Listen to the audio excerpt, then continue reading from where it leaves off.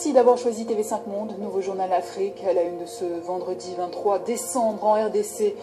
Les évêques catholiques sont toujours réunis en plénière. L'accord de sortie de crise avec le pouvoir et l'opposition n'a toujours pas été signé. Parmi les points de divergence, la clause selon laquelle le président Joseph Kabila ne briguera pas un troisième mandat, sa famille politique ne serait pas d'accord. En RDC, l'espoir d'une sortie de crise résiderait dans l'accord négocié sous l'égide de l'Église catholique, toujours réunie en plénière. Mais voilà, des divergences persistent.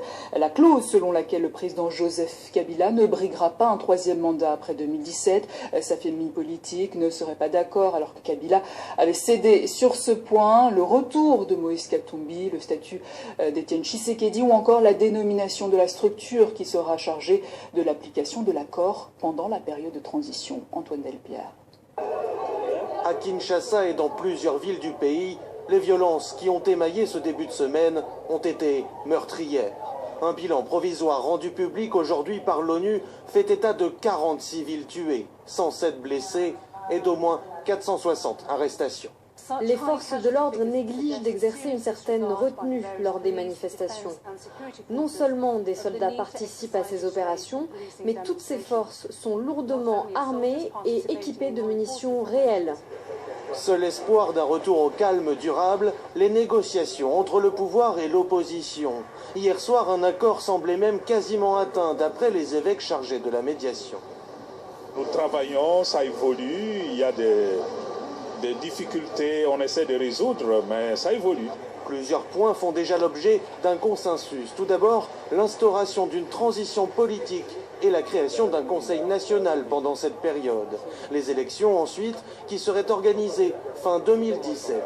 Si l'opposition semble donc accepter le maintien de Joseph Kabila jusqu'à une passation de pouvoir, elle obtient aussi la garantie qu'il ne briguera pas de troisième mandat. Nous avons parlé sur le sort du président de la République pendant cette période. J'ai trouvé aujourd'hui un esprit d'ouverture du côté de la majorité. Mais pour l'heure, les tractations butent encore sur deux points essentiels, la composition de la commission électorale d'une part et le partage des rôles pendant la transition politique d'autre part. Deux points en suspens qui, selon les médiateurs, repousseraient la signature d'un accord entre Noël et le Nouvel An. Rétro de la semaine. Tala ndenge na boma batumbi église catholique tango basango bazo kobinaka danse na barwandais bachrétien batomboki na bakongo batumbi église na est ya Congo batumbi église pe samedi oyo pe susu baéglise ebele kotumbama po basango bazo comprendre volonté ya peuple te. Kolomboka alingi su Kabila azala président ya mboka te. Abomi mingi, a violé, a sali ba crime, yango Kolomboka boyi Kabila azala président. Mais basango bozo maintenir ye pona nini.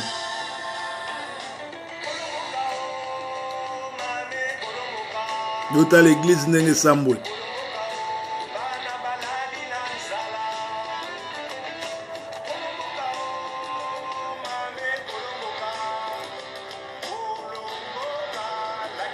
Wela kwanzela Kolomboka alakisi mayele ya mukolomboka abandi kotumba l'église.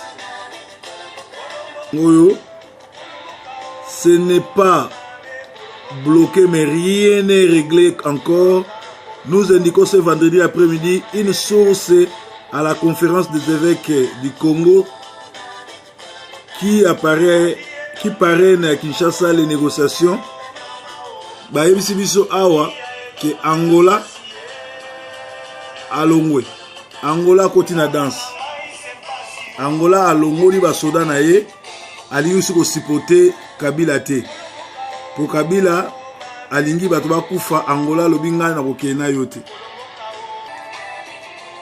L'Angola principal soutien militaire et diplomatique de Joseph Kabila pourrait faire la différence après avoir fait pression ces derniers semaines sur le président Kabila en faveur d'une issue pacifique à la crise. Luanda vient de décider de quitter.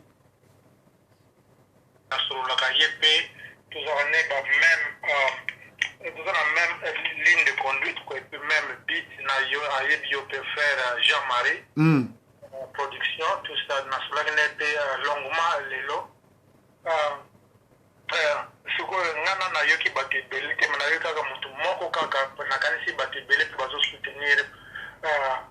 soutenir position na ina zaki déci parce que bon azona bate belé balandana na États-Unis, on a ceux qui pasteur ceux qui comptent des boys, ceux qui na bossa ne couper me combo na ye. Alobini pour naza en plein breaking news alobini. Alobi que non, faut te mettre la moi maille te comprendre que la Kabila a fait la concession qui a se présenté sur la élection et puis a changé de constitution qui a proposé candidature en 2017. José Konde, on a passé José Konde, oui, et puis on a vraiment décidé na accord oyo rassemblement basé. Donc pour l'angai na suspicion quoi concernant Tshisekedi qui a travaillé dans le gouvernement en place na IDPS. Mais et là on est moi preuve quoi. Pour le moment dans la situation au Congo pendant des mois quoi cette année, on comprendre que donc classe politique en place na Congo faut sensibiliser qui non nyonso que bako tiaso bango confiance té. Donc peuple yemo quoi prendre les choses en main parce que bango nyonso bazo ba collabo et puis nous avons compris que pendant 10 ans organisé pendant 5 à 2e mandat pendant longtemps il y a des élections bon on a une année on va organiser l'élection on peut se passe parce que quand on l'année prochaine on peut sur réseau on se pourra continuer. Kutu na katoma lo batena bakso ke na record réseau lo ba bien ke banda abota mati lelo a respecter ta contrat mon côté engagement mon côté accord mon côté. Et renseignement est-ce que ba ide lo ko wana te pour faut faire confiance et aussi encore naie. Yo zo benga a partir wapi? Pardon? Yo za wapi? Na Glasgow. Na Écosse. Ah, en Écosse. OK, ba pasteur wana moni ba pasteur bazé belé. Ya ba aventurier ba ali d'ailleurs alo ba makambo belé a lokuta. Mosa ina nzamba solo akoki jamais kotika la Kabila soit à 45 minutes. Nzambe pa olinga ngote. Ye bazali ba combattante baza bataka Katumbi. Il faut ba Katumbi Moïse Katumbi azali moko ya descendant ya nini ya PPRD. Do baza bata PPRD. Oui, na même passer na lobisi ona landi wana afana na États na Washington aza passer soki José Konde. Bazali ba fanatique ya ka Moïse Katumbi apesi ba mbongo pour ba commissaire. Oui. Et puis donc il y a en tout cas faut qu'on sensibilise nos la possibilité à médias. Parce que biso dona makati mo ebele mais lokolo dona ba facilité on a té faut qu'on donc problème ce qu'on qu'on sensibiliser peuple Congo ba ba na Congo biso na libanda to yimo ba vérité mais ba ba en place ba tia sous confiance na rassemblement na Tshisekedi. Rétro de la semaine mboka nini ba jijaka mutu aza na santé ya malade. Frank Diongo yeyo lelo na parquet aza malade mais bazo le juger na makambo oyo asali eloko te. Kolomboka bundela mboka na yo. Chaque étape de leur mission, les évêques se réfèrent à l'autorité morale que le président de rassemblement. Là, c'était pour avoir son point de vue sur le travail qui est en train de se faire redonner au moment de la mise en forme de ce que nous espérons être un accord. S'il vous plaît, êtes-vous sûr de cet accord-là qui va peut-être apporter l'aspiration de la population? Ben, nous travaillons dans ce sens-là. Je crois qu'il nous revient d'éduquer aussi la population. Je crois que la population a besoin de la paix. La population n'a pas besoin que le sang coule. La population a besoin que Kabila parte. Que la démocratie Rétro de la semaine. Et cet accord est dans cet esprit-là. Ouais, par l'histoire congolaise, l'histoire congolaise nous a présenté une multitude des accords qui, des fois, ça n'a pas été respecté, notamment l'accord de San City, l'accord cadre d'Addis Abeba, il y a certaines garanties que vous avez préconisées pour sauvegarder cet accord cette fois-ci. Parce que même au niveau de la CNS, c'était toujours pareil, mais à un certain moment, le président Mobutu avait fait ce qu'il avait fait. Cette fois-ci, vous ne croyez pas à cela? Ben justement, le problème, c'est la solution, c'est les garanties. Je crois que l'accord prévoit aussi les garanties pour s'assurer la mise en œuvre de cet accord. Breaking news rétro de la semaine avec Proverbe 30-30. Ba Sangwa Congo Panabino. Viengwanda, topesa qui est conseil qui est à l'obarate avant d'ania salaba vidéo te mais via la gaffe. Terminator, chaque fois l'obarara au bongsate. Nazo tira bino estre o ilopo katindelinga. Bo comprendre que via n'a pas problème. Bo pese conseil à l'obarate parce que tant on salaba vidéo. Azo aider gouvernement ou yaba Rwandais ba boma ba contact nae to landai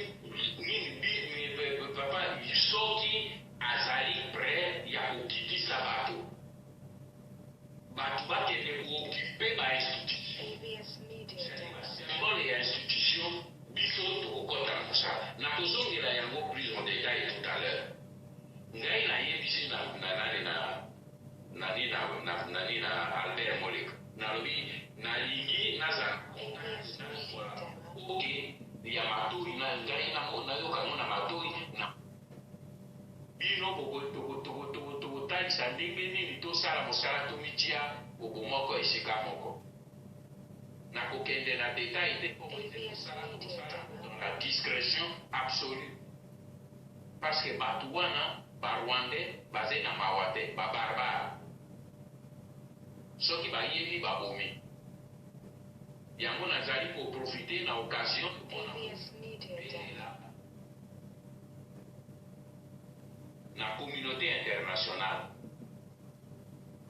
Na lobby à mon français, mais na côté na détail, mais na série kobanda action pour interpeller des gens d'interpeller les États-Unis, d'interpeller la France, d'interpeller la Belgique pour une action au Babandi pour éliminer les politiciens congolais. Frank Diongo, Toyebi Sakabango, Toyebi Sakabino, Moutiami Balé Azali na liste wana ezali Fayou. Soit Bukenge Ndekonanga. ABS Media Demo. Zala na Ekenge. Parce que Ozali deuxième sur la liste. Oui, Fayou Lazali Motali Bosso Babande ko attaquer. Plan oya bango wana batakala. Mais na kati na bino au Boumana. Yango wana bayo balobi ba ya ko rejoindre biso. Pour rejoindre biso dans l'organisation, mais motuna moto akotika la kaka esika azali na parti na ye na mouvement na ye. ABS biso tomitia esika moko na kati ya front commun pour sa capacité ya mobilisation ya peuple vers un vrai soulèvement populaire. Encore directeur de cabinet Moleka ou moto ya sûr. Alors une carte de carton rouge, cela veut dire expulsion du terrain.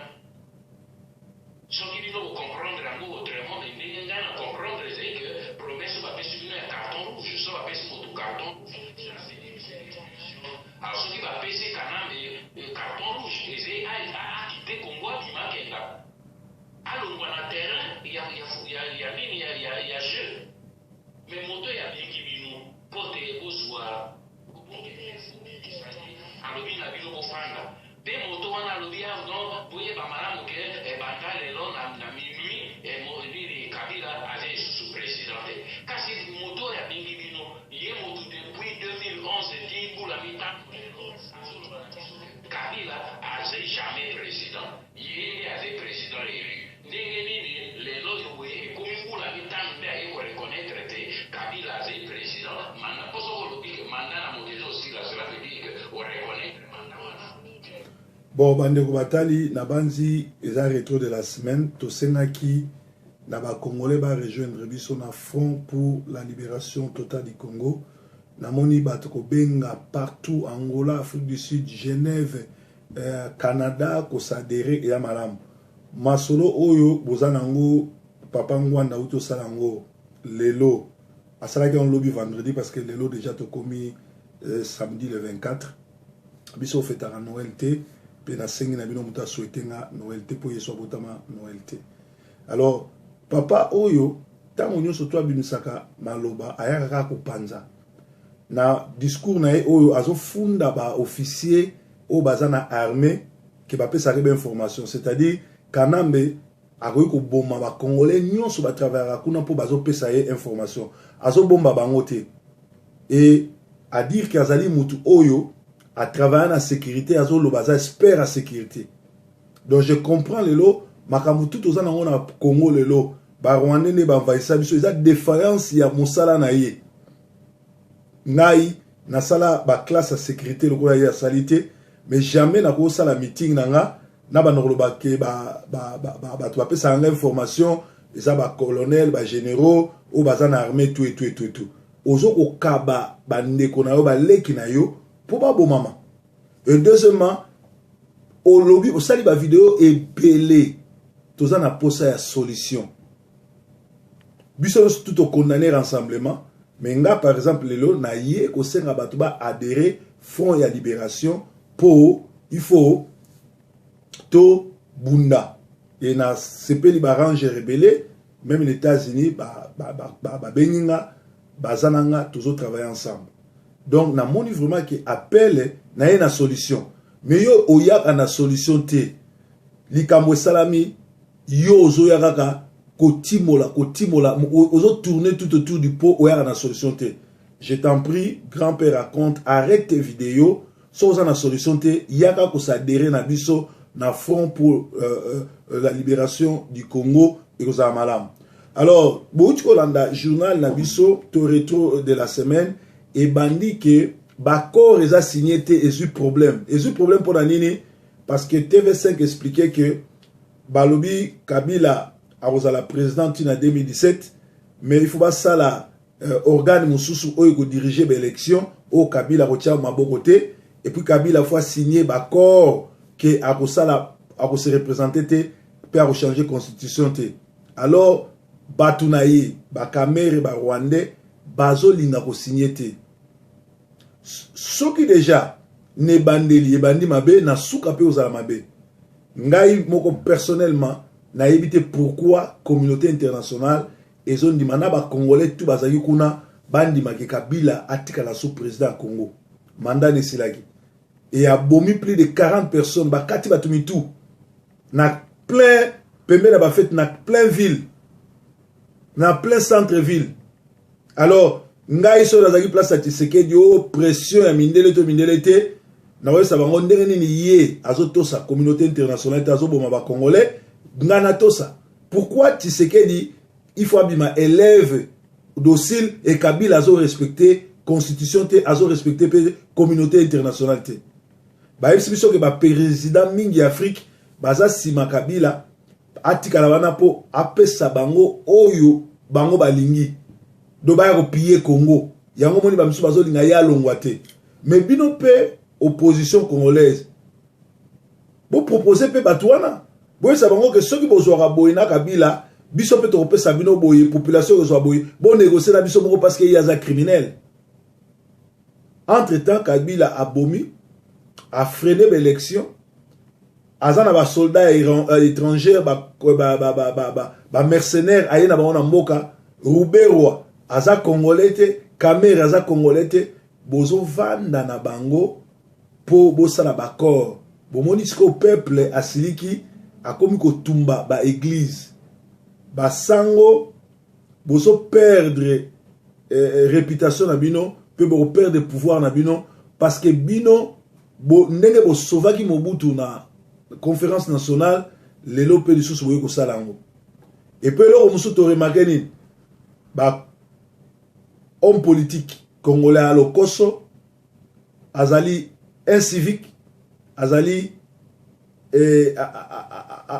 atalaka dans intérêt mboka te donc bazali baza na civisme te baza batu bazali vongo na bolingo ya mboka te yango moni bazo changer ba position tala net sikoyo batu tu oyo bakendeki na bazui bakoti na gouvernement ya Sami Badibanga na dialogue bakokota soute pour bakomi na majorité prolongée sikoyo boye bisanga Sami Badibanga azolongwa premier ministre mususu premier ministre mususu akobima na rassemblement sikoyo ba ministre tout o wana o ba votai bango boko banani parce que ba olongola bino ba tie ba ministre mususu bomoni ne bazo saka na bino mbongo na bino moko pays na bino moko 2-3 Rwandais baye bakomi ko saka na bino bakomi ko binisa bino machacha.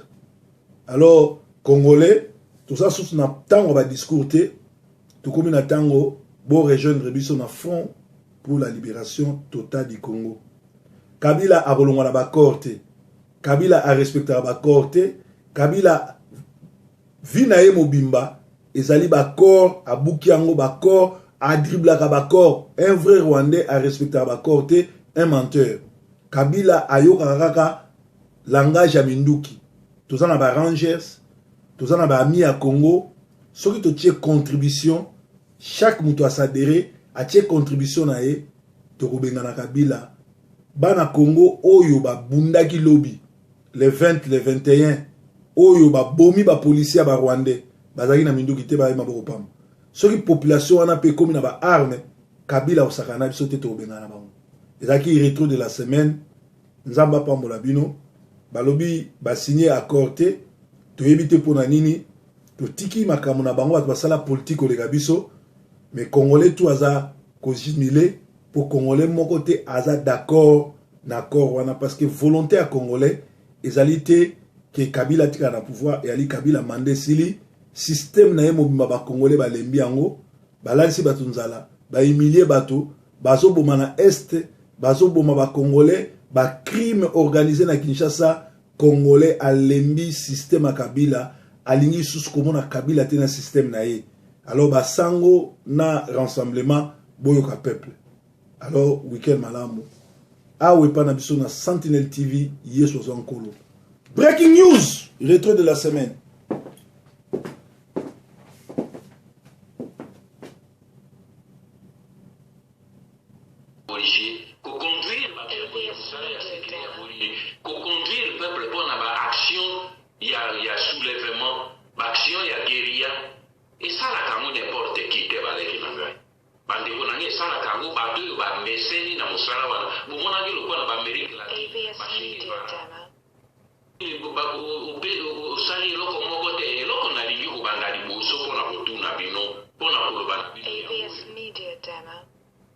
Il faut que vous soyez intellectuel, zala na courage. Bino ba congolais vous avez un problème on a benga la lâcheté intellectuelle. Il y a un politicien, bazo sakana bino peuple